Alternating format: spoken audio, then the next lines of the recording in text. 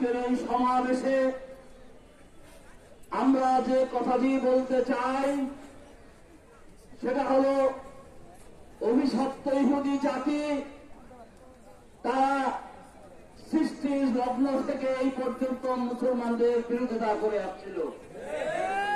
প্রিয় ভাইয়েরা, আপনারা জানেন এই ঠুটো জগন্নাথ জাতিসংঘ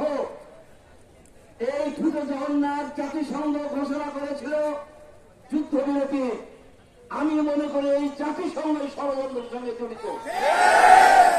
যখন দেশ বিদেশে অবস্থানরত ফিলিস্তিনের মুসলমানরা যখন বাড়ি হয়ে ফিরে এসেছে, তখন তারা পরিকল্পিতভাবে এই জাতিসংঘের সহযোগিতায়, আমেরিকার সহযোগিতায় মুসলমানদেরকে নির্বংশ করার জন্য, এই দুনিয়া থেকে গাজা থেকে উৎখাত করার জন্য তারা সেই বিশাল আয়োজন করেছিল।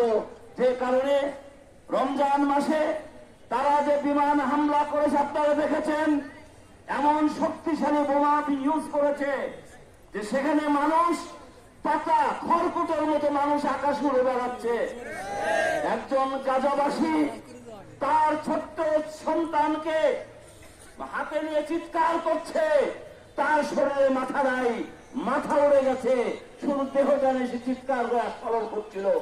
এটা হলো এই পাশ্চাত্য সভ্যতার যারা মানবতাবাদী বলে নিজেদেরকে প্রচার করে বেড়ায়, সেই মানবতাবাদী পাশ্চাত্য সভ্যতার ইহুদি খ্রিস্টান নাসারা তাদের সুপরিকল্পিত একটা ষড়যন্ত্রের ফসল হলো গাজাকে ধ্বংস করে দেওয়া।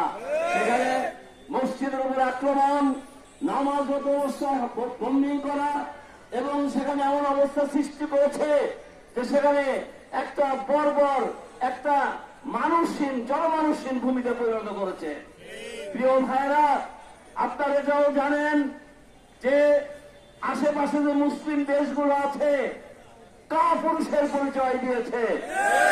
তারা কাপুরুষের পরিচয় দিয়ে এই হত্যা যজ্ঞকে অবলোকন করছে, দেখে বেড়াচ্ছে, অথচ তারা নিজেদের স্থান থেকে কোন রকম প্রতিরোধ করার চেষ্টা করে নাই। আমরা বাংলাদেশ সরকার যেটা এখন আছে, এই ইন্টারিম গভর্নমেন্টকে অনুরোধ করতে চাই, আপনার তো উপদেষ্টা পরিষদ আছে, তাদেরকে নিয়ে বৈঠক করেন, নিন্দা প্রস্তাব পাস করে সারা বিশ্বে ছড়িয়ে দেন যে বাংলাদেশের প্রতিটা নাগরিক জাতি, ধর্ম, বর্ণ নির্বিশেষে এই হত্যাযজ্ঞের বিরোধিতা করছে। এটা আহ্বান জানাচ্ছি সরকারকে। এইটুকু বলে আগামী দিনে আরো সংগ্রাম করতে হবে।